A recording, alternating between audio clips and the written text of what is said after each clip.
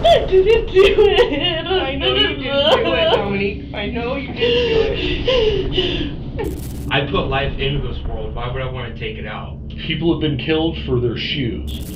A text message at 2:47 a.m. would change everything. By sunrise, one man would be dead in the street, and two parents would lose their children forever. But the real question isn't who pulled the trigger. It's whether the woman crying in that interrogation room orchestrated the whole thing. A man is dead, right? And if that guy did something to you, that's up and that's not okay. But it's also not okay that someone shot and killed him. This is the story of a deadly triangle where jealousy, revenge, and a single drunken night collided with catastrophic consequences. Based off of everything we know now, you're a co-conspirator in his murder. Oh, God. If not the originator of the idea of his murder. You're not upset for Nate, you're upset because you got caught. The 911 call came at 4:23 a.m. on April 29, 2024. 3 gunshots, a body in the middle of an Oregon City street. When paramedics arrived, 25-year-old Nathan Dean Anderson was still breathing, barely. 3 bullets had torn through his abdomen. Blood pooled beneath him on the cold asphalt. They rushed him to Oregon Health and Science University Medical Center, but Nathan's heart stopped beating before they could save him. At first, detectives thought they were looking at a drug deal gone sideways. Nathan was an aspiring rapper who'd battled addiction. The streets where he died weren't exactly safe at night. But then investigators pulled the surveillance footage, and everything changed. A vehicle appeared on camera. Right place, right time. And when they ran the plates, 2 names popped up that would crack this case wide open. Cody James Denowith and his girlfriend, Dominique Britt. Nathan knew them both, but one of them had a secret that would lead straight to murder. Here's what investigators didn't know yet. 6 days before Nathan bled out on that street, something happened that would seal his fate. Cody Denowith wasn't just Nathan's former coworker, they'd been close. Both 26 years old, both fighting demons. Cody had been hooked on drugs since he was a teenager, with a rap sheet that included armed burglary and illegal firearm possession. That's where I was raised, and then I went to prison and got out, and I was in Oklahoma City. What did you go to prison for? First-degree burglary. Okay. Is that like a drug thing? Yeah. I was 18. I was young and dumb. I mean, shit happens. Yeah. People screw up. They'd worked the same warehouse shifts, swapping stories about their struggles. But after Nathan quit, their friendship faded. Until April 23rd, 6 days before the murder, when everything exploded. That night, police sirens wailed outside the Forest Ridge apartments. Inside apartment 2B, Cody and Dominique's neighbors heard screaming. When officers arrived, they arrested Cody for domestic assault. He'd allegedly put his hands on Dominique, the mother of his 2 children. But here's where the story takes a dark turn. While Cody sat in a jail cell that night, Nathan showed up at the apartment. Dominique would later claim she was blackout drunk. No memory. Total blank. When is the last time that you hung out with Nate? That I can remember, that time. But I guess he was, when the cops came, Nate was there that night. I don't know. Okay. I guess. I don't know. You don't know because you... I was drunk that night, too. Okay. Do you not remember? I don't remember nothing from that night. Nothing. But whatever happened in that apartment would eat Cody alive. For 6 days, the thought consumed him, and on April 29th, he decided to do something about it. In the interrogation room, detectives are about to play a dangerous game of chess. 2 suspects, 2 stories, but only one truth. Yeah, pretty busy. First off, am I under arrest? Yes, sir. For what? As soon as my partner gets in here. Okay. So, Cody, just so you know, my name is Steve Hunter. I'm a detective with Clackamas County Sheriff's Office. Okay. This room's audio and video recorder. This is Alex. He's also a detective. Okay. So there's a camera here. There's one up there. Okay. And then this is an audio recorder. Okay. We want to talk to you about the investigation and kind of what we're... Investigation of... Well, I'm going to go through that. Okay. But before we do that, it's important that you know your rights, okay? So you have the right to remain silent. Anything that you say can and will be used against you in court. You have the right to consult a lawyer before questioning, have a lawyer present during questioning, and if you desire a lawyer and cannot afford one, a lawyer will be appointed to you at public expense. Anything you say must be freely and voluntarily said. Do you understand those rights? Yep. Okay. And I have a right to a phone call, correct? You'll get a phone call eventually. We don't provide those generally at this stage. But yeah, so I'm a detective in our homicide and violent crimes unit, and I'm Okay. investigating an incident from last Monday. Okay. Do you know anything about that? Do you have any idea what that's about? Last Monday, not specifically, no. Okay. Where were you last Monday? Last Monday, so I got out of jail Thursday. So Monday, I was at my mother-in-law's And where's that? over on Linden Lane. Linden Lane, so Yeah. like Oak Grove area? Yeah, Okay. yeah. And how long were you there for? 3 or 4 days. Okay. Yeah, and Did you, then after that, I was with my aunt-in-law and where's that? over in on Clatsop Street, Portland? Portland, Milwaukee area. Milwaukee? Yeah. Okay. Is it like north end of Milwaukee? I'm not too sure. Clatsop. Do you know what the cross street is? Over by Johnson Creek. Okay. Yeah. Fair enough. So last Monday you were at your aunt's, No, I was at my mother-in-law's. or your mother-in-law's, Yeah. and is that the Clatsop one again? I'm sorry. No, that's the Linden Lane. Linden Lane. Sorry. Yeah. And did you go anywhere that day? I went to McDonald's to get food for my daughter Which McDonald's did you go to? over on McLaughlin. On McLaughlin. Yeah. Okay. Did you Got go? her a Happy Meal. Okay. Did you go anywhere else that day? No, nothing I remember of. Okay. Did you go anywhere down in the Clackamas area near like 82 Drive, 212 area? No. No. Definitely not over there. Not at all. Say what? I said I definitely wasn't over there. Okay. I don't think. Let's think here. Last Monday, that was a week ago, you know, I don't keep tabs on everything. No, that's fair. I Yeah. get it. People are busy and all that kind of stuff. So what we're kind of looking into, and I guess before I get into it, what time did you go to McDonald's? What time were you away from the house? I'd say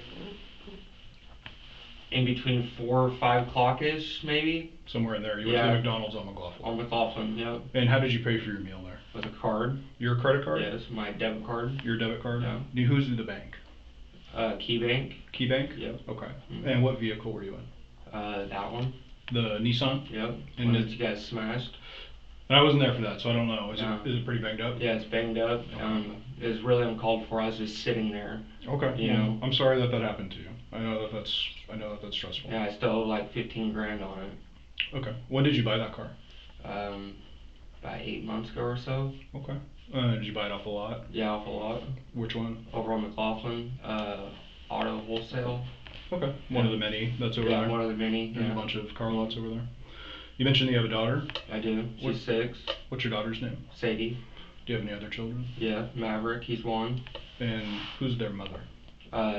Dominique. Dominique. Is Yeah. that your girlfriend? Yeah, my fiance. Okay. Do you guys live together at all? We did until last week or the week before last. I went to jail. I was drunk and I got evicted from that spot. Oh, you did? Yeah. Okay. And Is that when the police were over there? yes. Like Milwaukee police, I think? Yeah. Okay. Yeah. So since then you've been staying away? Yeah, since then, we don't have a no contact order. We're still family. Yeah. You know, I'm just not allowed at the apartments. Per, So per the management? per management, yeah. Do you still have belongings there? I do, yeah. What do you, like clothing and stuff? Yeah, everything I own pretty much. Okay. Yeah. What do you have at the other residences? Nothing. Nothing? No. Yeah. Is it kind of thing like you'd go back and grab clothes or? Yeah, she comes and stays with me, Dominique and the baby, and then they come stay with me at mom's or at aunt's, and you know they just go back and wash clothes and that sort of thing. Okay, so it's kind of tough living in two It places. is, yeah. And I have to pay rent for a place I can't even be at. What do you do for work? I work at Davis Keller Bread. Okay. I'm a shipping lead at the Okay. warehouse. How long you work there? Almost 2 years now. Does Dominique work? No, she's a stay-at-home mom. Okay, yeah, it's tough with a little one. Yeah. Kind of makes sense. I don't know a whole lot about you. Are you from Oregon? No, I'm from Oklahoma. What part of Oklahoma? Oklahoma City, Ada. Ada? Yeah, Ada. South, that's where I was raised, and then I went to prison, got out, and I was in Oklahoma City. What did you go to prison for? First degree burglary. Okay.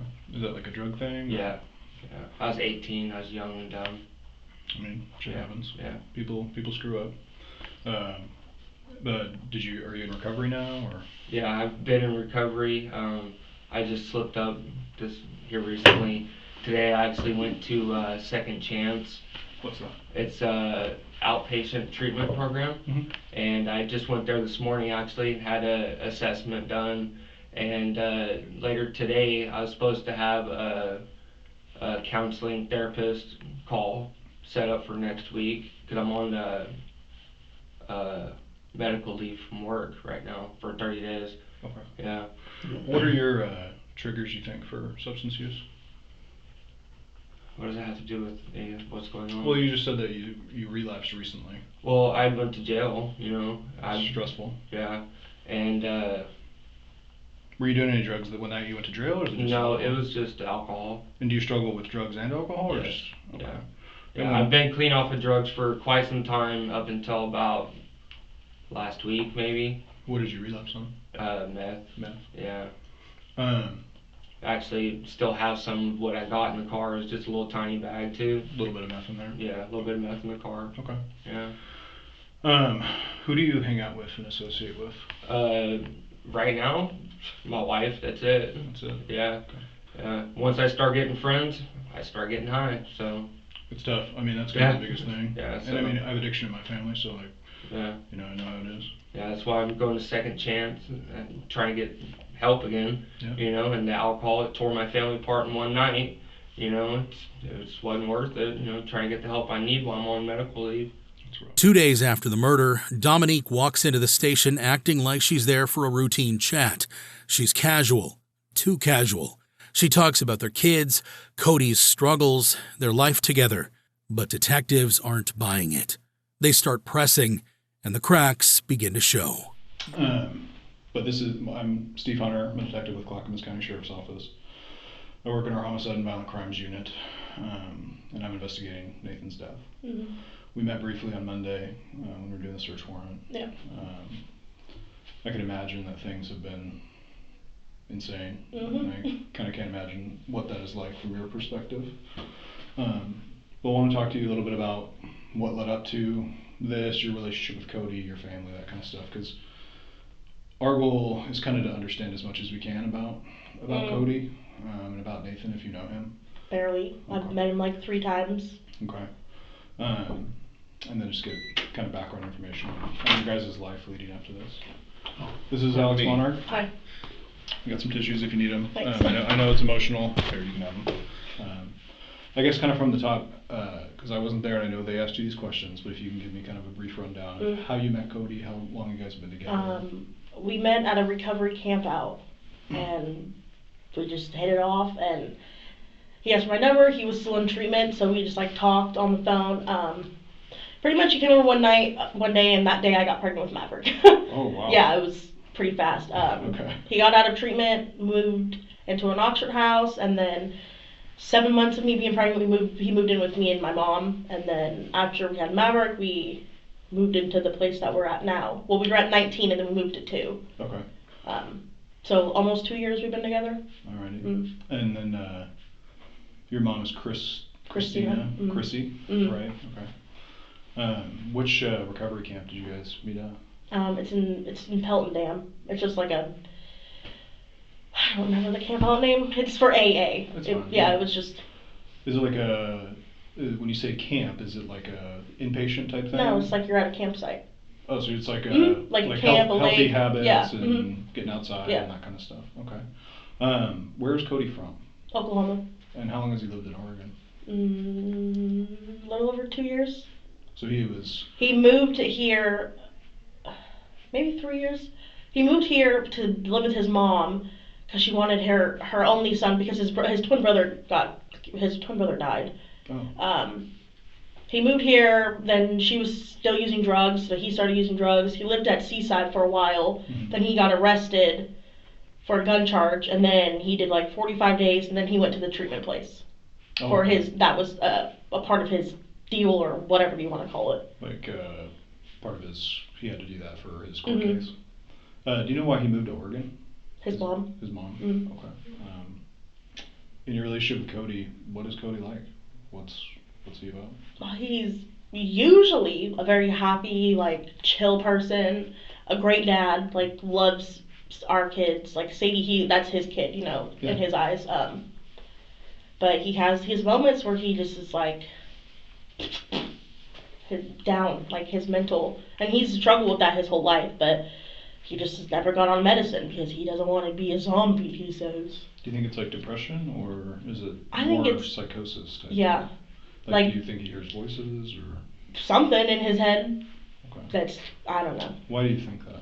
Is there behaviors you can attribute to, like, hey, that's an example of him being kind of mentally unstable? Yeah, like accusing me of cheating on him when I'm like home all day with your kids. I cook, I clean, I take care of the house, like I'm with your kids, or just like thinking like I'm being sneaky, or thinking that everybody hates him or people are talking about him, just like stuff like that, and it just gets worse and worse. And does he kind of spiral when he gets into those? yeah, like this last month, completely different person. Okay. Yeah. Has there ever been any prior periods where he was like that? No, this is like the worst it's got. Like. Okay. Yeah. Has there ever been? I know that there was a call at your apartment Mhm. On the 24th. Milwaukee police came out. Mhm. It was a domestic violence call, is what I know. Yeah, he was screaming and yelling. Was there any physical stuff that night? Has there ever been any kind of physical abuse? No, not at all. Like, usually, that night he drank like a whole fifth in like a 20-minute period from the time he got off work to the liquor store to the house. What do you drink? Crown Royal, I think. Okay. Yeah. But, no, he doesn't ever yell at me, nothing. Like, it's, this month is just, I don't know. Do you know what set it off, or why he's been acting like that? No. Okay. I think him getting arrested the last time kind of just made everything worse. Like within like the last 2 weeks, it's just been like, I don't know, bad, I guess. His mental health, I don't know. It's a lot. Aside from him accusing you of cheating on him and doing that kind of stuff, what else has there been any other behaviors that were like, whoa, this guy's not well? Like, when you know, like, when you love somebody and you, like, look at them, like, you know, okay, that person, I love them, you know, that person's fine. Like, you would, even you can ask my mom, like, you look at him and it's just, like, nothing. Okay. Like, he's not there at all. I mean, that's gotta be kind of scary. Mm-hmm. You said it's never happened before. Mm-mm. Do you think that it's related to his use of drugs? Probably. Do you know what drugs he uses? I guess he started, after he got arrested, fentanyl. I guess he used it. I know that the other day I had to fucking Narcan him in the car. Really? Yeah. Did you see him ingest fentanyl at that time? Mm-mm. No? I mean, it was like sitting, he was like slumped over and it was like in his lap. Where were you guys? We were staying at a hotel with the kids. He was like smoking outside? Yeah, in the car. And I was like, why is he not coming back? You know, and the hotel room, I could go out the balcony and look inside the car, and he was just, yeah. And so I'm like, ran down there, and he was like all purple. I'm like slapping him, not waking up. I Narcaned him, didn't wake up. I threw cold water on him, and he's like, what happened? I'm like, dude, what the fuck? Like, that's scary. Yeah. Did you go to the doctor or anything for that? No. No? Mm-mm. That's scary too. Mm-hmm. Do you think he was using drugs every day? I don't know, You know? honestly. Did he ever do drugs around you? Mm-mm. No. Yeah, that's wild. Yeah. Why were you guys staying at the hotel? Because he can't be on the property. After the Milwaukee thing? Mhm. Did the management evict him? He didn't get evicted. He signed his name off of being a roommate, so that me and the kids could still stay. Oh, okay. Do you have any housing assistance to be there? Mm-mm. No? My aunt, she works for the Clackamas County. She's gonna help me get, Is that Tara? yeah, some Okay. help until, and gonna probably go work with my mom at a retirement home just so, Get something steady. yeah. Like literally this literally just blew up my whole life. Like, Yeah. yeah. It's important that you have, it is important that you have people you can rely upon. Yeah. It sounds like you do, Mhm. which is a positive thing. So my understanding is after Cody was arrested by Milwaukee, he was staying at Tara's. Yeah, we stayed at my mom's for a little, stayed at Tara's. We stayed at like 2 hotels with the kids. Which hotels? Holiday Inn, in Gladstone, and then Portland, because they had pools, just to Okay. like make it fun for Sure. my daughter. She loves to swim. But yeah, And that is since he was arrested. Mhm. And mom, Christina, lives off Linden Lane. Mhm. Do you remember anything from last Monday? Yeah, he was with us. We went to McDonald's, got Happy Meals with the kids, and we went back to my mom's. Okay. Was he with you all day? Most of the day, he got into a fight, and he dropped me and the kids off, and then he came back, I don't know, like a half hour later. Do you remember what time these were? No, honestly, no. I know we picked up our daughter at 2 from school, and then then we went to the park, and then we got into a fight, and then he left and came back, and then we went and got McDonald's and went to my mom's. Okay. And then we were there all night. Which McDonald's did you guys go to? McLaughlin. McLaughlin. Okay. And you don't know when that was? I honestly don't even, I couldn't even tell you what I did yesterday. Was it dark outside? Was it light outside? It was light outside. Still light? Okay. Do you know where he was when he left? When you guys got in the fight? Nope, I just, alright, fuck you, bye, type of thing. What was the fight about? Same shit has been the last freaking month. Him crazy in his head, assuming shit, thinking shit. Thinking that you were cheating on him? Yeah, just like everything. Who does he think that you were cheating on him with? I don't know. He just thinks you're cheating on him? Yeah, he thinks because he can't be at the house that I'm doing stuff. I'm being sneaky. And it's like, okay, dude, like... Like some separation anxiety. Yeah. Okay. How did he seem that day? You said... Fine. You remember you went to McDonald's and that kind of stuff. Did he seem off at all? I mean... Aside from what we've already talked about? Fine, I guess. I mean, we didn't really fight. He hung out with the kids. Notice how Dominique dances around one crucial detail? She mentions Cody's jealousy, but won't say who he was jealous of, because that name, Nathan Anderson, is the key to everything. So we're investigating the death of a man named Nathan Anderson. Yeah, I heard about that. How did you hear about that? Social media. Social media? Yeah, it's not on the news. I looked. Yeah. I guess they're not making it a big deal or something. Did you know Nathan? Yeah, he used to be my worker. He used to be a worker for you? Yeah. At Dave's? At Dave's, yeah. When was that? Maybe a year ago. Okay. Yeah, we've hung out maybe 2 or 3 times since then. I helped him move from his mom's to an apartment complex. Okay. And it's the first time I heard from him in about 6 months. When was that? Maybe a few months back. Okay. Yeah, I guess somebody had bought their house or something. They had to get out. Was he, so you said he was moving from his mom's to an apartment? To an apartment with his girlfriend at the time. Okay. Yeah, and she was there. I helped him move. And after that, he called me one day saying that he needed picked up. He had just got arrested or whatever for a DUI or something.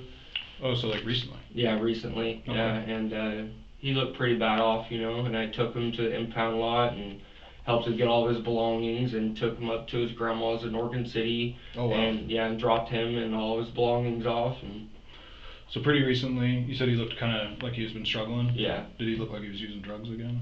Possibly. I'm sure he was, yeah. Did you guys talk about using drugs or recovery or anything like that? He used to be a recovery mentor. Yeah. Yeah, so, and he said that he's just going through a hard time right now. I guess I don't know what him and his girlfriend were going through. You know, I try to stay out of people's personal business. Sure. But him and his girlfriend were going through something, and he was struggling, and his life just started to fall apart. Okay. Yeah. Sad. Yeah, it is, because I've been there, you know? Yeah. So you helped him get his car out? No, not his car, just his belongings. Or just his belongings out of impound, Yeah. that kind of stuff. Mm-hmm. Was that the last time that you talked to him? And I've talked to him since then. Yeah. Okay. When's the last time that you talked to him? Talked to him? Yeah. When I got out of jail, I talked to him. So that was last... The 25th or something around there. Yeah, I don't know the exact date. Okay. But I talked to him, and I guess he'd come over to my apartment while I was in jail, and ended up getting my girlfriend high and all sorts. Yeah, I don't know the whole story. He wouldn't tell me it. Is Dominique in recovery too? Yes. Okay. Yeah. So there's and she wasn't getting high or anything, you know. How long has she been clean? Off of drugs. Yeah. 5 years or so, maybe, she says. Yeah. That's, and off of alcohol up until recently, a couple of years. so that's kind of a big hit. Yeah, like we're all in recovery, and you know. Does he know Dominique? I don't know personally, just through me maybe. What made him go over to your apartment? Because I was in jail. Nathan had gone over to Dominique's house while Cody was in jail, and something happened between the two of them. But the question of whether his girlfriend cheated on him or whether she was forced into a situation while under the influence is clearly hanging over Cody's head. Do you think he was like trying to pick up Dominique? I couldn't tell you. He wouldn't tell me. I tried to get the full story from him for a couple of days, and he kept getting all heated in arguments and stuff, and cussing and this, that, and the other. And it's on the Facebook if you've been on his. I'm sure you have since you're doing an investigation. Mm-hmm. I'm sure that's probably why I'm here, because of all his threats and stuff, right? Well, I mean, I haven't seen it myself personally, but what kind of threats was he making to you? Just that he would end my life and this, that, and the other, and I don't know him, and where he's from the cartel, and he's from GD, and he's this, that, and the other, and he'll wipe me clean, and blah, blah, blah, and So lots of stuff. lots of drugs talking. Okay. Did he seem like he was... No, he didn't. Using meth He or couldn't, I don't know what he was doing. Okay. I couldn't tell you personally. how did that make you feel? Did you feel threatened? No, not at all. Okay. He's, in my eyes, he was like my little brother. I didn't know him on a personal level, but, he's younger than me. We've been through some of the same things. He had his life on track there for a minute, and if he needed help, all he had to do was call. Yeah. I was always there if he needed help. So it's kind of messed up that he went over to your apartment then, given the fact that it sounds like you tried to help him out. Yeah, I mean, I didn't really mind. I didn't think he was trying to pick up on her, but she couldn't remember what was going on because she was blacked out drunk. Okay. And so I tried to get the story from him, and all I asked him was, hey, screenshot me the messages that you guys had. That way I can get some clarity on the situation of what happened. Yeah. And immediately he just went into blah, blah, blah, blah, blah, that blah, blah. Like, dude, some simple screenshots. Like, what's the problem? What did you think went down with them?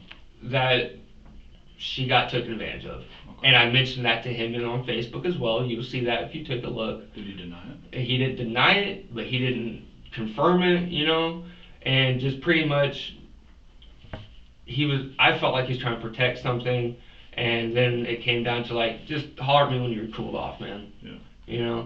And a couple days go by, and I'm like, hey, are we cool? Like, are we both good? I know we're both hot-headed. Are we both good? It's like, oh yeah, we're good. Like, this, that, and the other. And I couldn't tell you the exact conversation word for word, But, we're like, all right, we're both cool. That's all right. Did you guys hang out again after that? No, we haven't hung out since. And then a few days go on, and I see some stuff on Facebook from Kayla posting it, R.I.P., and like, what happened? I messaged her. You messaged her? I messaged her, yeah, and she said that the detectives aren't being clear on what happened, just that he was murdered. Okay. Yeah. Do you have any knowledge of anything that who he was hanging out with? If he had problems with anybody? No, just that he was always on the move, trying to make a buck. Was he selling drugs? And I'm not here to judge anybody. I couldn't tell if he was selling drugs or if he was just trying to make a buck to get high, but... Was he doing any kind of crime? Was he stealing stuff? I couldn't boosting tell you. Or anything like that? I couldn't tell you. I don't hang out with him like that. The truth starts seeping out. Nathan came to their apartment while Cody was locked up. Something happened between him and Dominique. But was she a victim, drunk, and taken advantage of? Or was there more to the story? You said you've met Nathan Anderson a couple times. Yeah. What can you tell me about him? Honestly, he seemed like an alright guy. I mean, I don't know. Okay. Yeah, it wasn't really like... He came over, and when we were at my mom's, I was pregnant, him and his girlfriend, ex-girlfriend, whatever. Do you know her? I met her same amount of times I've met Nate. Okay. Yeah, they had dinner, they came to our baby shower, and then when Cody helped them move, that was the only times I've seen him. When was that? I don't know, like 2 months ago? I don't know. Moving out of hers or moving into? They moved into an apartment together, Nate and that girl. Oh, okay. Yeah. When is the last time that you hung out with Nate? That I can remember, that time. But I guess he was, when the cops came, Nate was there that night. I don't know. Okay. I guess. I don't know. You don't know because you... I was drunk that night too. Okay. Do you not remember? I don't remember nothing from that night. Nothing.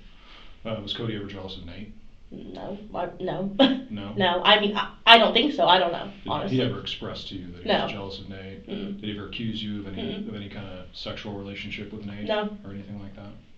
Okay. Because Cody told me that he was concerned that night Nate had maybe taken advantage of That's what supposedly, I guess, I couldn't tell you.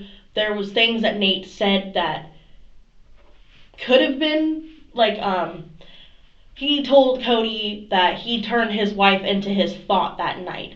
To have the police swab her pussy, he won't find nothing. Those are his words. Thought meaning that hoe over Yeah. there, like Mhm. THOT. Mhm. Okay. He told that to Cody. Cody, Mhm. and is that like on Facebook or text? I don't know. What do you think he meant by that? I don't know. He said, have the police swab her pussy, they Mhm. won't find anything? Mhm. Meaning like he didn't have sex with you. Yeah, and then, I know you guys have Cody's phone, you can look. I had Cody after that, like, I bent over and had him look, and pretty much like my butt, like me and Cody, we don't have, it's nasty. I don't like butt sex. Okay. My butt was bruised, it was torn, it was teared. Like the hole? Yeah. Okay. So, I mean, I don't know. I couldn't tell you because I don't remember what happened. Okay. Did you feel, like after that night, did you feel anything? I mean, you were drinking, I'm sure that it was like... I woke up and everything was just like, everything hurt. Like a hangover? Yeah. Or No, like my whole body. Like was it a hangover pain or was it different pain? different pain. Like my hangover pain was like, oh my head. Yeah. You know. Did you feel like something had happened to any of your intimate areas? Maybe, I don't know. My whole body hurt. But according to like the cops when they showed up, I had blood on me from, I don't know, like my knees still, you can see, still scraped up. So I don't know, like. Do you remember where that was from? Mm-mm. Okay. And you don't remember when Nate came over that night? No. Or anything like that? No, that night is a blur. Like I remember going to bed with my son and my dog and waking up, my son and my dog in the house. That's what I remember. Does your son co-sleep with you? Mm-hmm. Okay, so was he still in the bed when you woke up? Mm-hmm. Okay, and the dog was there too? Mm-hmm. Okay. You don't remember any other detail of No. any interactions you had with Nate? No, I honestly don't remember that night at all, and I wish I could remember, but I guess I was, I don't know, too drunk. Okay. Yeah. Prior to this happening,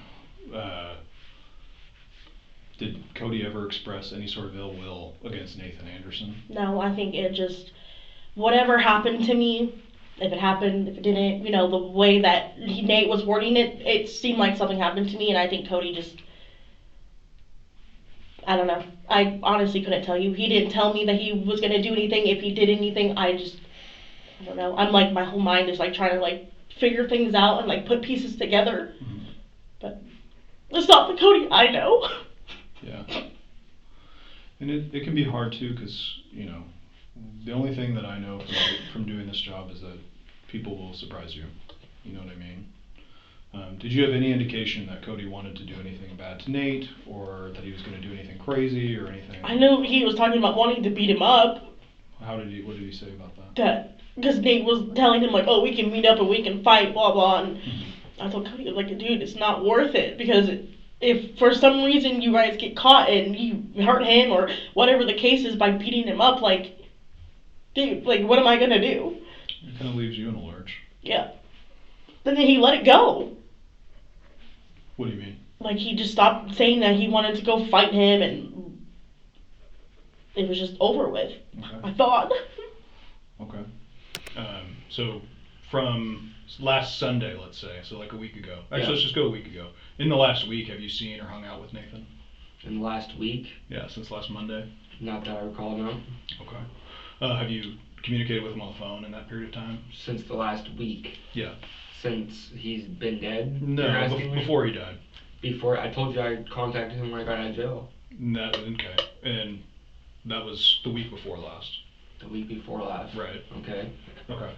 And I couldn't tell you the exact days, but I told you I waited Yeah. a few days and then asked him if we were found out. cool. Yeah, and then a And couple were days go you on. guys cool? Yeah, he said we were cool. Did you bury the hatchet? Yeah, I mean, he said we were fine, you know. I don't know if he maybe took a nap or something, but, you know, I texted him, I said, are we cool? You know, we're both hot-headed or we're both cooled off. Yeah. And he said, yeah, we're good. Okay. It'd be understandable if you were pissed at him, so like the threats and stuff, did you give him any threats on Facebook? Did you stand up for yourself or stand up for Dominique or anything? I mean, I couldn't tell you if I threatened him. Mhm. I know I told him that he needs to watch his mouth, I couldn't tell you exactly, you know. Were you pissed? Is it fair to say? I wasn't pissed, no, not at all. Were you upset with him? I was disappointed. I mean, I was upset that I felt like he was trying to hide something. Yeah. You know, that's why I was upset. Okay. You know, all I asked for some screenshots, you know, of some messages that you have with my wife while I was in jail. Did you think he was being shady? Did you think she was being shady? Or? I couldn't tell you. And that's why I told Dominique, I said, I don't know what's going on. Okay. You know, she's trying to defend herself like, I don't know, I can't remember. Well, I get that. That's why I'm trying to get it from him. Yeah. You know, and so, you know, she couldn't remember. She's blacked out drunk. So the worst thing automatically pops up in our head. Sure. You know, she feels like she got taken advantage of because she doesn't even remember he was there. You know? Oh, wow. Yeah. What day did he go over? The night? You were only in jail for one night, so it would have been One night, yeah. 24th into the 25th. Something like that, yeah. Okay. Yeah. So, can I ask a question? Yes. You said I'm being arrested. Yes. I'm under arrest. So, I'm under arrest for the murder. Well, I'm going to show you some stuff, okay? Okay. You have a very distinctive car. This is surveillance image that was captured at the time of Nathan's death. Okay. Okay. Do you recognize that vehicle? Yeah, I see them everywhere. Okay. This one has some particulars about it. Okay. Okay. Is this your vehicle?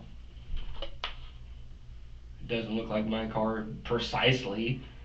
There's a sticker in a window. Mm-hmm. Has your car ever had a sticker like that? No. Never? Never had a sticker. Okay. This is, so in Clackamas County, all of our patrol cars have automatic license plate readers. Mm-hmm. And so when they drive around the county, they take pictures of people's cars. Mm-hmm. And then you can search the license plate. This is a picture of your car from from April 28th. That's the day before Nathan's death. Okay. And you can see Before? you can see there's a sticker there in the car. Okay, so somebody put a sticker on my car? Okay. I've never had a sticker on my car. Have you removed a sticker from your car? No. No? No, I don't. Never had that sticker on my car. Okay. I mean, obviously it looks like my car, but... One of the things that we found when we were kind of investigating this is Nathan's phone wasn't with his body when his body was found. Okay. And after his death, his phone actually traveled to the area of your apartment. Okay. Okay. Did you have Nathan's phone with you? No. No? How could I have his phone if I was never with him? Okay. Basically, what I'm getting at is there's more surveillance images that we've collected, and I'm fairly certain that you're involved in this. You think I killed him? Seriously? Yes. You think I killed him? And if there's a reason for what happened, if he was threatening you, and I don't know, I wasn't there. You know what I mean? All I know is Time out. Yeah. Lawyer. Okay. Are you saying that you want a lawyer? Well, obviously, if you guys think I killed somebody, I need a lawyer. Okay, fair enough. So what's going to happen now is we're going to have you go down to our temporary holding. I'm going to get a search warrant. I'm going to see some of your DNA just on a oral swab. Okay. And then you're going to be lodged in jail. Okay. Okay. When do I get my phone call? Probably won't be until you get to the jail. Okay? Okay. What's the DNA for? For evidence of the crimes. Okay.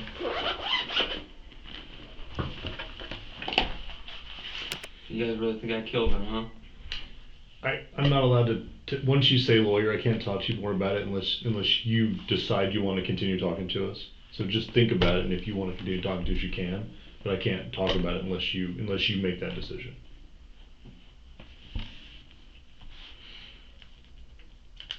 Well, I didn't think I needed a lawyer. Dude, I'd love to talk to you, but you got to express to me that you want to talk to me without a lawyer for me to do that. Which I'm happy to do, but it has to be your decision. Can we talk without a bunch of questions being asked? Dude, I see you're saying that's literally my job to ask questions. I mean, if you can ask us questions, but we gotta ask you questions too, or I'm not earning my money. You guys been asking me questions since I got here. We can have a conversation, Yeah. but again, you have to verbalize that you would like to speak to us again without a lawyer being present. But I want you to think about that before you do that, okay? It has to be your decision, and it can't be anything that I do to influence you, and I'm doing my best not to influence you at all.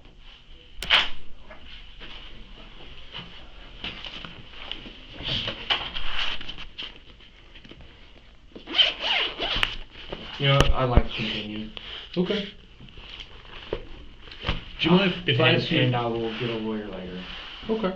And again, man, I asked you a question real fast. Did anything I say when we were in the room together influence your decision to talk to me or not? No, you just told me that in order for us to keep talking without a lawyer, I'd have to specify that. Okay.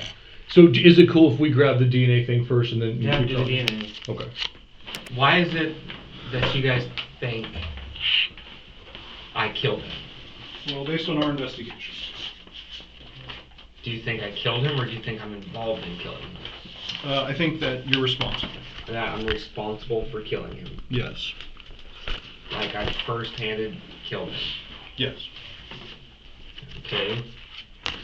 What are you trying to charge me with? Murder in the second degree and unlawful use of a weapon. Okay. Under what grounds? Based on the evidence we've collected in our investigation. Do you have a reason, honest question, do you have a reason why we shouldn't be looking at you for this? Is there someone else we should be looking at? I mean, I couldn't tell you firsthand if there's somebody else, but me, Okay. Why me? I'm a family man. I work hard every day to support my family. Why would I go jeopardize it to kill this guy?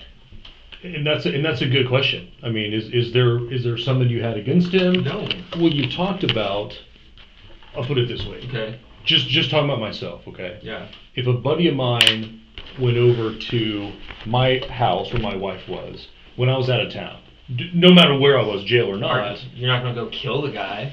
but if my wife said, hey man, dude was over here, he got me super drunk, I passed out, I don't know what happened, at the very least, I would be pissed. Okay. Like I would start at pissed, right? And I'm just saying I can understand that. But so you still wouldn't go kill a guy. I can't say what I would do. Yeah, I can come on. only say that I would be pissed, right? So at least there's a reason to That's not a think reason about you. to take somebody's life. I put life into this world. Why would I want to take it out? People have been killed for their shoes. I can't jump inside your head and say this is what Cody would do and wouldn't do. What I can do is talk to you about it, right? And that's what we're trying to do now. Let's say Are these really necessary? I'm not gonna do anything, guys. Yeah, they're necessary for now. Can you at least adjust this one? Cause I'm. We'll adjust it here in just a little bit. The guy with the keys right out there. I don't have any keys. Gotcha. Proceed. Okay, no, thank you. For argument's sake, let's say that it is your car in the video. And the video basically shows the driver of the car killing Nathan. No doubt about it, right? The only reason, if that vehicle had license plates on it before he was killed, which indicated your car had license plates on it before he was killed, right? Because you said it had the car for a while, presumably you weren't driving it for a long time without license plates, correct? Go ahead. Continue the question. So the car had license plates on it, which it did, and then on the day that Nathan was killed, it didn't have license plates on it. And did it have license plates on it when you were arrested? You said did it? Yeah, I'm asking. Yeah. Right now? Yeah. Yeah. So at some point in there, the license plates came off of the car. The only reason someone would do that is if they were planning on killing Nathan and wanted to try to obscure their identity. So that's an element of premeditation, which is not a crime of passion killing. It's a thought through premeditated crime. And that's super interesting to me. That wasn't a question. I don't understand what you're asking. Oh, okay, well never mind.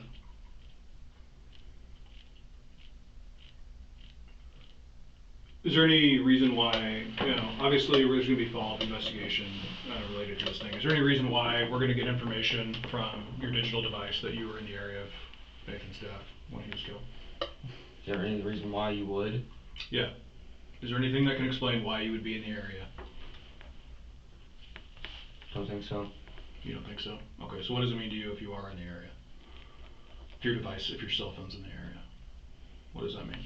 Well, I don't know what area he was killed in, so. Okay, well I'm just asking generally. What would that mean to you? Well, probably that you have more evidence. Yeah.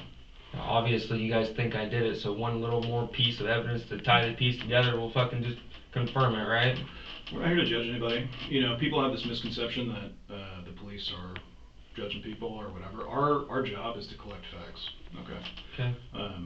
I get that. We don't do it with any kind of bias or anything like that towards anybody. People Okay. have reasons for doing what they're doing. Can you show me some facts?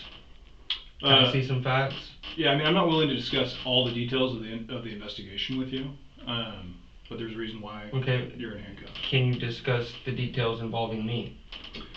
We've developed probable cause to believe that you killed Nathan. And what's the probable cause? I'm not going to explain that to you right now. Why not?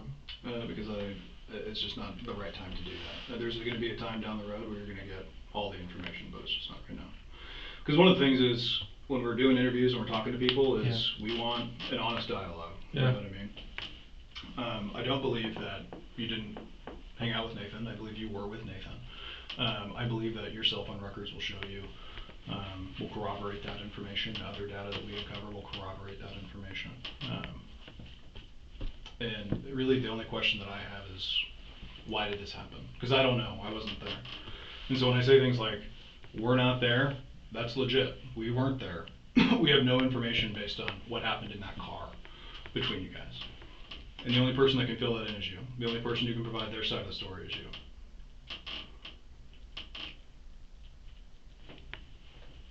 Still wasn't a question.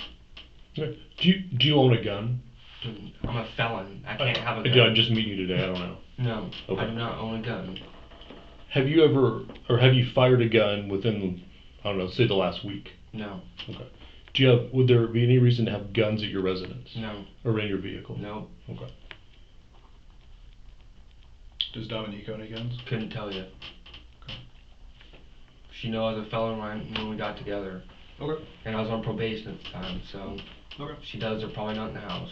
And there's no way any of your DNA or anything would be on any guns that were in your house or, Nope. or in your car? Okay. Has Nathan ever been in your car? He's been in my car. When's the last time? He's been there several different times. Okay. When was the most recent time? When I got out of jail. Okay. So the 25th? Yeah, thereabouts. Okay. Where'd you guys go that time? Somewhere in Milwaukee to an apartment complex. Okay. To get some drugs. Okay. What kind of drugs did you buy? Meth. Meth? Yeah. Okay. Is there going to be any drugs at your apartment? No, there's kids there. There's kids there? Some weed maybe. Okay. What about anywhere else? Anywhere else. Do you keep drugs in your car, or do you keep drugs Yeah, at... I just told you there's some drugs in my car right now. A little bit of meth. A little bit of meth and a couple of pills. Okay. And some weed. Okay.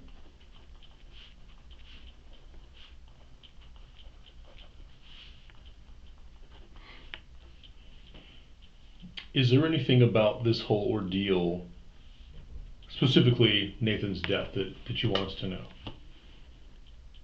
Anything specific about it? Anything you want us to know. It could be specific, it could be widely contributed, anything you want us to know about it. Okay. And the reason... I don't understand. Okay. Right Well, now, I'm sorry, my anxiety's just so high right now, it's ridiculous. Okay. No, I just do. Being arrested sucks. I get it. I'm not going to argue that. Being arrested for fucking murder. It's not being arrested. Like, this is probably, what, 20 years in prison? Second degree murder? What does it carry? Well, actually, we're now probably looking at more of a first degree murder. How to go from second degree to first degree? Well, Within 5 minutes. because of premeditation. All of a sudden? Yeah. All of a sudden, now that's brought to In my mind, I'm not the judge or a DA, but in my mind it is. I mean, well, here's the Within thing, man. 5 minutes, it changed that fast, huh? I'd be happy to explain it. Yeah, if you please, like. go for it. So it's the whole car plate thing, man. If you never take the plates off your car, which you stated you don't, because why would you read into? Mm-hmm. But all of a sudden, one day you did, and that follows fairly recently after finding out that Nathan likely, we'll use the word likely in this case, I think, had sex with your fiance. And you took him off, you picked him up, and we have video of you picking him up. Picked him up, you took him down a particular area in the alleyway there, you shot him, you drove off, you put the plates back in your car. You wouldn't have taken the plates off your car unless you were planning on doing it. Premeditation. That's murder one. Is there any reason why we shouldn't be looking at murder one and should we look at murder two instead? You guys can look at whatever you want. You guys are the investigators, right? Okay. Yeah. So I guess we're looking at an option one, which is a crime of passion, right? You got pissed at the moment and shot and killed him. Option two is you planned it ahead of time, which is much worse. Maybe option 3 is you meant to shoot him but didn't mean to kill him. I don't know which one of those it is. Those Any obviously. one of those options sound bad. No, none of them are good, but there's a hierarchy of bad, worst, right? Which we kind of talked about. And this is kind of your opportunity to tell us which one of those it is, because you're probably not going to get another one. And this is one of those deals where I don't want to tell your story for you if you can tell it for yourself, but that's the option you're giving me.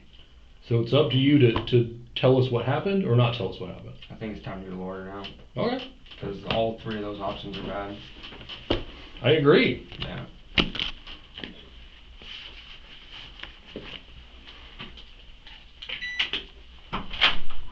Ready whenever you guys are. Okay. Let's grab them real fast. Cody just talked himself into a first-degree murder charge. This is the last time we'll see him with investigators. From here on, the spotlight turns to Dominique, and she's about to reveal something that changes everything. Dominique thinks she's playing it smart. She wasn't at the shooting, she didn't pull the trigger, but detectives have an ace up their sleeve she doesn't know about. Some of the times, when we're doing these investigations, people are afraid to talk about embarrassing details or things like that, things that they're embarrassed by. Is everything that you've told us so far the truth? Yes. Okay. Because it's really, really, really important. If you know things about this case, that's information that we want to know. No. Because if you withhold information from us, then we find it out later. It just makes us more suspicious, makes our job harder, and we don't have the complete story. We as detectives, our job is to gather facts. Yeah, I'm trying. Like I told the other detectives, like if anything, like I remember or I think gets brought up, I will tell you. I have all their numbers. Like I have nothing to hide. I talked to your dad yesterday, and my understanding is Cody reached out to him for help dealing with Nate. What's the story there? Why would he go to your dad? I don't know. I honestly don't know. I think he wanted it to be like more let's jump him type of thing. And to defend your honor type thing? I mean, yeah, I guess. Did you ever tell Cody that something happened between you and Nathan? No. He just assumed based on what Nate was saying, From what Nate was saying, and the observations he made of your body after. Okay. Does your dad, and I don't ask this in a judgy way, like there's people in my family who've been to prison. Does your dad have a violent past? Yeah, my dad's been arrested like 60 times. Okay. What for? Everything.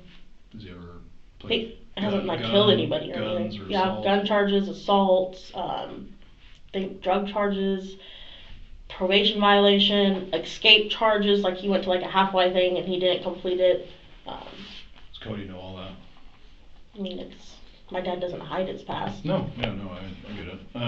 Is that, do you think why he reached out to your dad? Maybe. Okay. Because my understanding is Cody was pretty open with members of your family before this happened about wanting to deal with Nate. And your understanding is that's completely... Like I thought like beating him up, like that's what he told me. Did I think he would...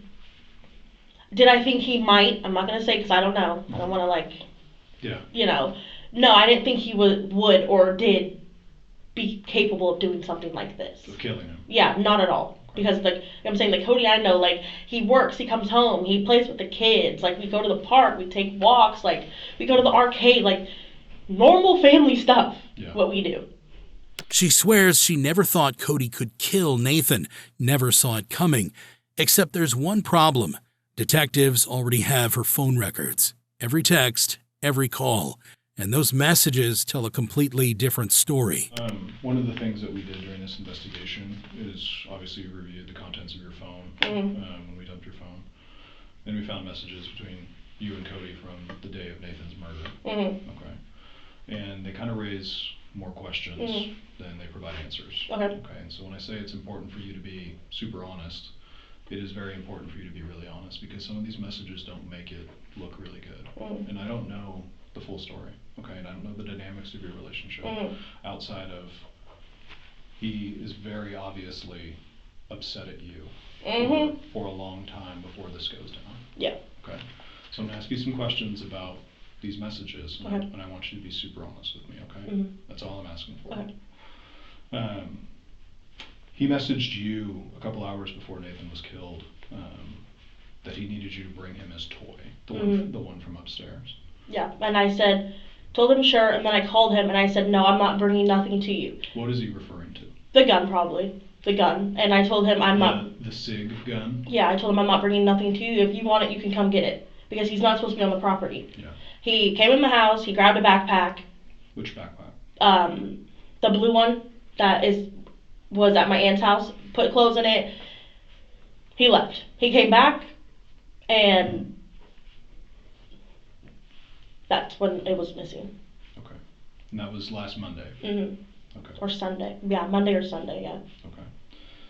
You messaged him and he said, do you even know where he is? Who are you referring to?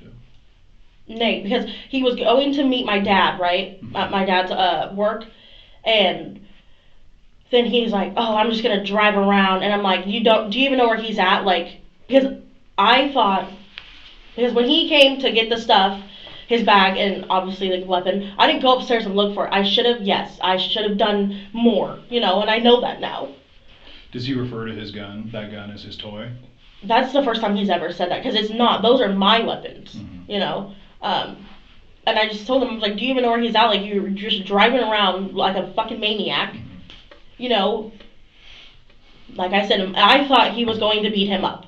Now that the weapon, I'm like, yes, things are piecing together where... So he's asking you to bring him a gun, and you thought he's going to go beat Nate up? That's what he told me. Okay. Why would he need a gun to beat up Nathan? I don't know. Okay. He said, I'm going to do this alone, because your dad wasn't going to help him, right? And I just need you to bring me my toy. So he's pretty adamant that he wants this gun. Is that accurate? And I called him and I told him I wasn't going to. Okay.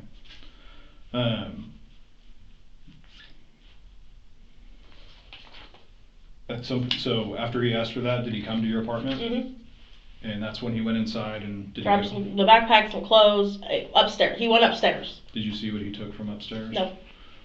And like I said, I should have went and checked. I should have done more. I don't know. My mindset, I thought he was just gonna go beat him up. Honestly, like that's just what I really thought he was gonna do. Okay. He goes, and you told him, I'm always loyal to you when it comes to crazy shit. Yeah, like when he got arrested last time, they wanted me to press charges on a domestic violence because I had blood on me and stuff, and I said I fell because I don't know what happened. Maybe he did, maybe he didn't. I don't know. Okay. He told you that you probably aren't going to see him for a while. Before Nathan was murdered. What did you understand when he said that? That week of those messages, it was, oh, you're never gonna see me, and I'm never gonna come back. It was always something like that. Like, I don't know. Okay. He told you, you're gonna bring me what I asked for in a backpack. And you're saying that didn't happen, that he actually came to the apartment? He came into the apartment because I said, nope, I'm not doing nothing like that. Okay. When he was on the phone and you were talking to him, what was he telling you? I called him and I said, I'm not going to bring you anything. If you want to come, you can come in and get it. I said, but if anybody sees you on the property, they're going to call the cops for trespassing. Oh, well then I'll come get it myself, blah, blah, blah. And then hung up on me. Okay. So he told you he's going to come get the gun. Okay. Come get the backpack, his clothes, the gun. Yeah. Okay. And he was gone. He came and got the stuff. He left. Sorry. And then he literally came back and we went to McDonald's. We went to my mom's. Like, when I'm telling you, he acted completely normal. Like, nothing happened. That's why I just thought nothing happened. Do you know if he met up with Nate? I don't know. I need you to be real honest. He said that he was going to meet up with him and that he was waiting for him to show up. And that was it. So, and I just... Did he ever tell you that he was with him or anything like that? I think so. That he was with him, yeah. Okay. Yeah. We need the full story. I know. You need to stop hiding things related to this investigation because this is a murder. A man is dead, right? And if that guy did something to you, that's fucked up and that's not okay. But it's also not okay that someone shot and killed him. Okay? And that person is Cody. So I can read more. No, I know he met up with him. But you need to tell us the full story of that day, and what happened immediately after, okay? Because we're kind of done beating around the bush now. I know he met up with him. I know that. And he met up with him on Monday. Monday, Nate died. So. The walls are closing in. Her explanations crumble against the digital evidence. The detectives lean forward. They know they've got her. And then, finally, the truth starts spilling out. And you're in a really hard position, and I understand that, and I can actually sympathize with that, okay? But you are not, it's not going to be beneficial to you to withhold more information. He had to have killed him. I mean, my gun's gone. No more he had to have, no more whatever. You need to tell us all the details you know about this crime, okay?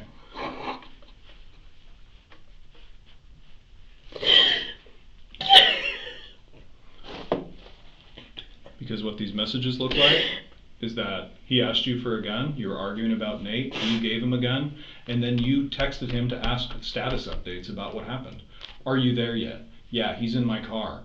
I didn't give him the gun. I didn't. He came and got it, and I didn't know he did it. I know he did it. What did he tell you after the fact? That he shot him and left. Okay. What did he do with the gun? I don't know. I really don't know. I haven't seen it since then. I don't know. What did he do with Nathan's belongings? It was at my mom's, and he threw it away. I didn't know. It was a backpack in the car. He had backpacks in the car of his clothes because he hasn't been staying at the house. Me, my mom, and him, because my mom had a trash bag, we walked to her trash and he threw away that bag that was in the warrant that you guys were looking for. So I don't know if maybe the gun was in that backpack or something. I don't know. I just know he threw it away. When he told you that he shot Nathan, what did he say exactly? That Nathan got out of the car and he shot him and then he drove off. Did he tell you where he was? Mm-mm. No? No. Did he tell In you? an alleyway. That's what he said. Did he tell you how many times he shot him? Once or twice, something like that. I don't know. When did he tell you that he had shot Nathan? The next morning. Okay. And what precipitated that? I asked him how'd it go with Nate, because he said they were just going to talk. They agreed just to talk, not to fight, because Nate wanted to fight him too. It was like the beefing. And I said, well, how did it go? Because he didn't say, and he just said, I shot him. And then just stopped talking to me. Good. Did you ask him any follow-up questions or any details about it? No? Did you talk to anybody else about it? Nope. Okay. Did you ask Cody to take care of Nate? No. To do anything to Nate? No, that was in his mindset. Like, if he did something to you, then I'm going to do something to him. Like, it's not even fucking worth it. Like, I don't remember. Yes, it's horrible if something happened to me, but I don't remember, Like, just move fucking past it. And he couldn't. Clearly. I've gone over the messages that Detective Hunter's talked about.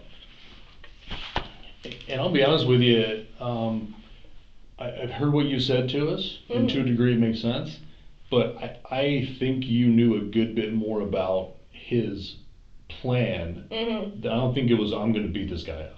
That's what... I know. When the messages and what you're telling me, they don't match the content of the messages. That makes no sense. I think he was planning on killing him the whole time. Or at least shooting him the whole time. The beat up thing, that's out the window based off of all the planning that he did. Doesn't make any sense. So I need you to speak honestly with us about what the actual plan was. The plan that he told me was that he was going to go meet up with him and they were going to fight each other. But yes, I should have... Okay, you're coming to asking for a gun. I mean... I think before that, because in your messages, you're asking, is it done? Isn't what you ask beating a guy up. That's a murder. So when for real did you know about the murder that was going to happen? It wasn't right then. It was before that. It had to be. So you just need to be honest with us and talk about that, because we're really asking you questions more about what his mindset was and that sort of thing. This is the time to be honest, because it's bullshit that the plan was to beat him up. That's out the window. That's not a real thing. When was the first time that you talked to Cody about killing Nate? Because that was the plan the whole time, and nothing else. I won't believe anything else. He called me on the way to go meet him. It was before that. It was before that. From the messages, I know that it was before that. So when it was, I think it was before Monday, based off the messages. Let me ask you the question to answer first, okay? When did you two talk about the plan to kill Nate? And I know it was before Monday. I know it was before he left the house in the car. It wasn't my plan. I didn't say it was. Just when was the first time that you and Cody talked about the plan? Okay. So he, in his mind, said that he was going to make him pay for what he did to you, and him making him pay was he was gonna hurt him, shoot him, or stab him, do something. I think the whole time it was shoot, based off the messages. So what specifically did he tell you he was planning on doing? And here's the thing, you've already lied to us. I understand if you're scared about it, but that has got to end. The lying has to end. I knew when he came into the house and got the gun that's what he was going to do. Okay. I knew. When was the first time he said, I'm going to shoot and kill Nate? And Friday is when he had his mind set that that's what he was going to do, and there was no talking him out of it. And what specifically did he say? That I'm going to go shoot Nate. Okay. With the intention? Of, I guess, killing him. Okay. Yeah. Okay, so now you've given us more info. Tell us, if you don't mind, exactly what he said, when he said it, where you were when the conversation happened, and what he said his intent was going to be. Friday, I think, I don't think we were on the phone. I think we were together, so maybe in the car, and he just said that I'm going to go shoot him, and that's what I'm going to do. Like, there was no talking him out of it at all, because he was just gone. Like, gone. What do you mean by he was gone? Like, it wasn't Cody. Like, you look at him, and it wasn't the Cody that I fell in love with. It wasn't the Cody that, my kids are, oh, that's Dad, like, it just wasn't Cody. Okay. So I guess, the big question here is, if you knew the plan, why is Nate dead? There was no stopping Cody at all. No matter how many times I told him, if you do this, you're going to ruin your life. Your son's going to grow up without you. Okay. Did not care. If you're driving down the road and you've got your kids with you in the car, and some guy pulls out, or some car hits you and T-bones you, and your kids are bleeding and you think they're going to die, what do? Call the cops. Right. You know who could have stopped Nate from being dead? Me. Any of us. And you. Right? Yeah. I think it's like the hardest thing that I'm dealing with is like I could have prevented it. All of this from happening. Did you try to warn Nate at all? No. Cody had everything on my phone. Everything was blocked. Everything was. I don't know. So one of the things that we have are records of Nathan's phone calls, and there are phone calls from your number from the day before. Yeah, because Nathan blocked Cody for like a couple hours. Cody took my phone and called him. It was like a 5-minute conversation of them just yelling at each other the whole time.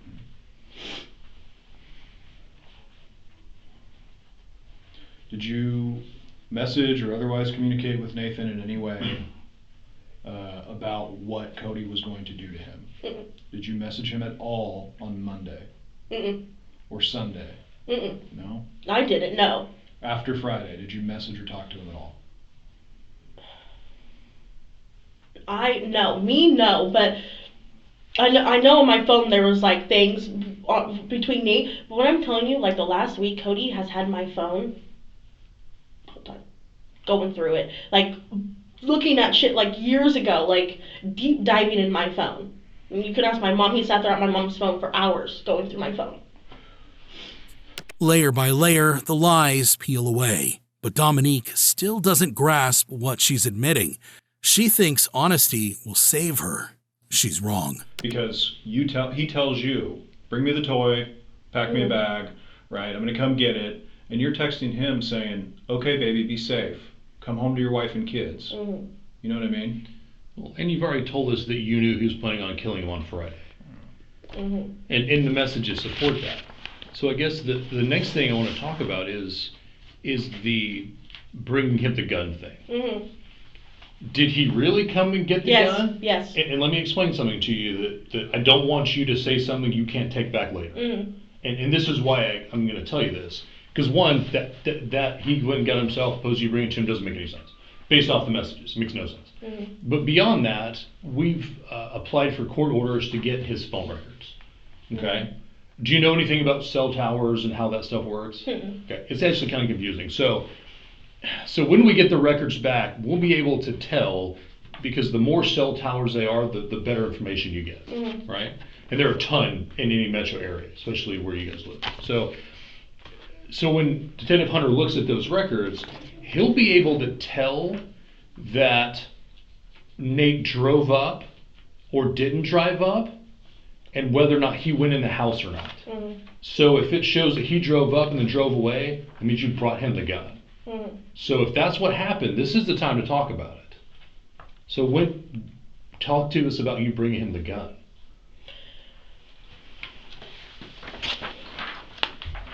I did. Where? Where? He was on the side of the street, and I brought him the backpack and everything. Side of the street where? You know, like right where the sign is for the apartments. He was right there. On River Road? Okay. And tell me about that. What was in the bag? The gun and some clothes. Okay. And you did that knowing what he was about to go do? It was more, yes. We can't walk back. You can't unring the bell. Right? Yeah. What was the plan afterwards? What were you guys going to do after it was done? He just came and picked us up, and I don't know, he acted so normal where I thought, okay, maybe he didn't do it, and then he told me he did. I don't have an excuse. It was wrong. This whole month I've just been like scared of him type of thing, like not knowing like how he's gonna be, what he's gonna do, is he gonna freak out on me, but it's still not an excuse. So as part of this, I'm gonna be completely honest with you. In my mind, you're just as guilty as Cody is for this murder. So I guess my question at the end of the day is this. In my mind, there are kind of two options how this went down. Either you knew about it, which you did, and you were like, yep, this needs to happen. Or you wound him up and let him go. No. Knowing that this is what he was going to do. I knew it was going to happen. I didn't there was no talking him out of it. None. And I hear what you're saying, but I tell you what, if I told my wife, hey, I'm planning on shooting and killing this guy, dude, she would freak out and tell everyone in the world, and then she would stop me from doing it. And you don't seem like a weak person, right? You're not weak. You're not weak-willed. You're not, feeble of physical person. So the idea that you're like, I guess it's just going to happen, it doesn't make any sense. So the only way in my mind that this went down is that you were like, yeah, we're doing this. Because you could have stopped it at any time, right? He was never physical towards you. You already told us. He never threatened you. He was never physically violent towards you. No, but he was just scary the last couple of weeks. You didn't know what to expect from him. That's fine. But he was almost never around you because he couldn't be at the apartment. You had every opportunity in the world to tell 1,000 different people what was going to happen and stop it. My dad knew, and my dad, I think, tried talking him out of it. Yeah, your dad's a violent felon. Yeah. Why would he stop anything? Why would he give a shit? And clearly he didn't. You should have, right? Yeah. So based off of the conversation you had, knowing about it on Friday, knowing the specific plan of what's going to happen, texting him, hey, is he with you? Cool, let me know when it's done. Hey, take care of yourself. Look, man, you're as part of this as anyone else. At the very least, based off of everything we know now, you're a co-conspirator in his murder. Oh, God. If not the originator of the idea of his murder. No. And I get that you're upset right now, but I'm going to be honest with you, from where I'm at, you're not upset for Nate. You're upset because you got caught. No, I hurt for Nate too. Like, didn't need for this to happen. I should have just called the cops on him.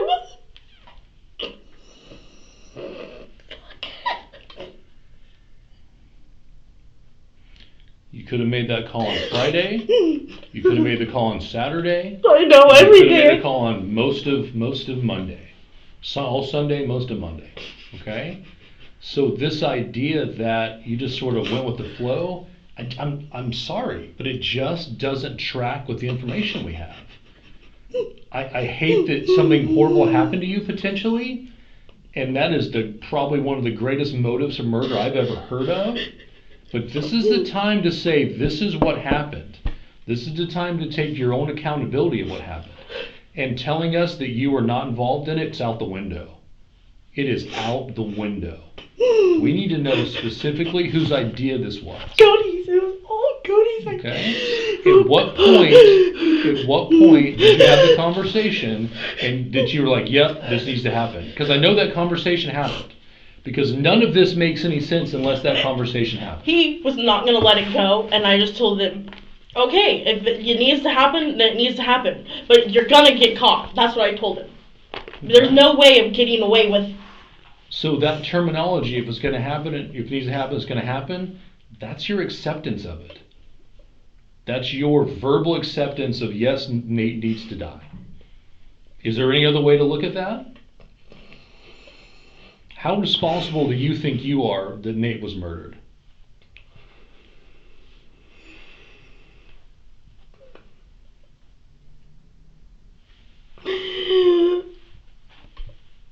I think whatever happened to me didn't happen. I just think, I don't know. And I understand what you're saying, and I think that, I think you need to really tell us now about what really happened with you and Nate. I 100% don't remember that night at all. Okay. I don't. Sitting here right now, do you think Nate raped you? Yeah, probably. Okay. From what my bottom area looked like, yeah. Do you think Nate sodomized you? Mm-hmm. Okay. And that's horrible, and that's not excusable, but it's also not a reason for murder. No.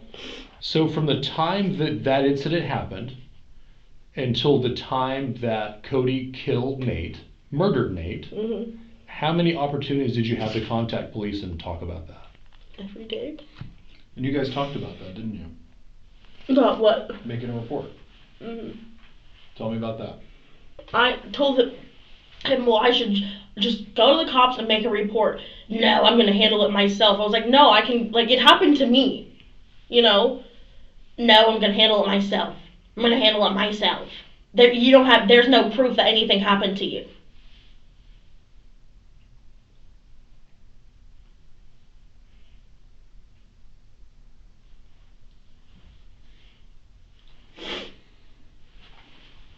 Well, I'm sorry that happened to you. Doesn't Robbie. give him the right to kill anybody. No. Not at all.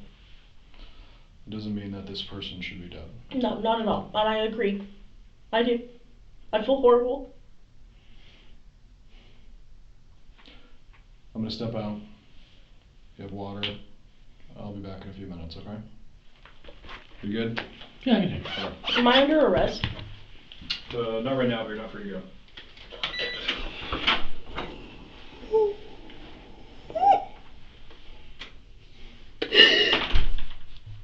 Oh, God. The detectives have everything they need except one final piece. How often, because I'm going to go back and ask some questions before, because it's clear that in the first round, you weren't honest with us about a good many things, Mhm. right? Did you ever have a relationship with Nate? Mm-mm. Like an intentional relationship No. with him? No? Okay. So how did it come to be that he came over to where you lived when Cody was in jail? I think he was there before Cody got... I don't know. I don't. What day do you think it is that he came over and sexually assaulted you? It had to have been the night that Cody got arrested. The night that Cody was arrested? Yeah, I don't know if he was there, like, during the whole thing, or if he came after, like, knocking to see Cody, because I knew him and Cody were, like, kind of talking again, which I think that's kind of when Cody started using drugs again. Okay. Yeah. Okay. Sorry. Obviously, we talked about a lot of heavy stuff, but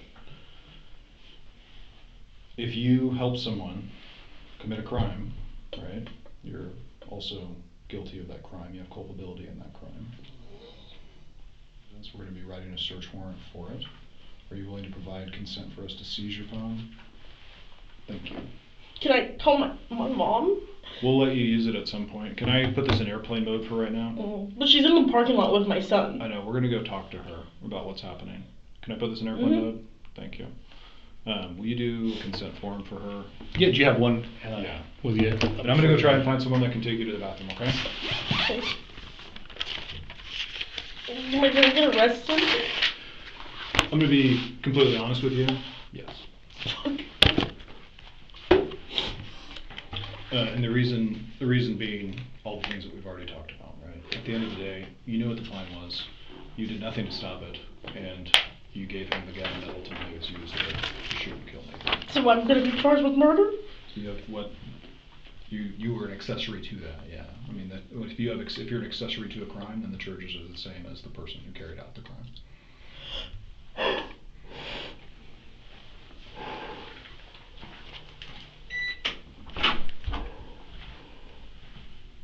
So I'm going to jail. I think so, yes, ma'am. Hey, Dominique, have your mom and Maverick right here. They're going to come inside, okay? You can sit down if you want. Calm down, baby. Calm down. They're charging me with this. He's being charged with. Because your stuff, you had some on your phone, Dominique. Remember, it's recorded in here. I know. Okay. Remember, you kept telling you to know nothing. It doesn't matter. I don't care how much you love somebody. Fuck him. I know, Mom. I fucking know. I know. Can she hold him? She can. Go see Mama. Go see Mama.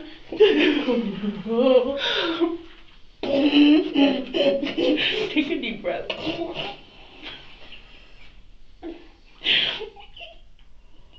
Breathe. I can't. Breathe, okay?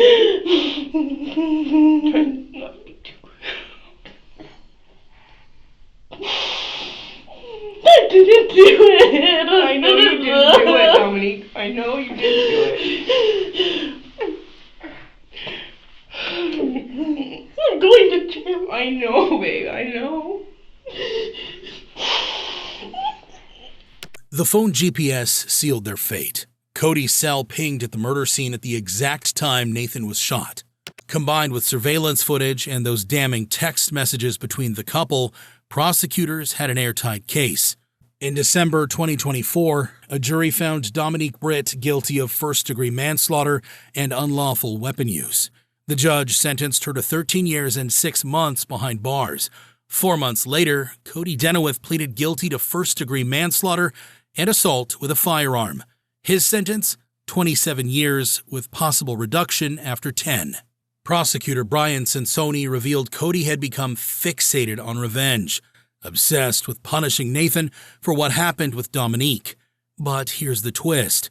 Investigators could never prove Nathan actually assaulted her that night. The truth about what happened in that apartment died with Nathan. His family remembers him differently. He touched people's hearts through his music, his uncle said, voice breaking. He loved basketball. He loved connecting with people. His grandmother called him her bright and beautiful shining light. But Nathan's family aren't the only victims here. 2 young children, Cody and Dominique's kids, woke up one morning with both parents gone, all because of a single night, a toxic obsession, and a decision that destroyed 3 families in an instant. The text at 2:47 a.m. that started this story, it was Cody telling Dominique he was going to handle it. He did, and now everyone pays the price.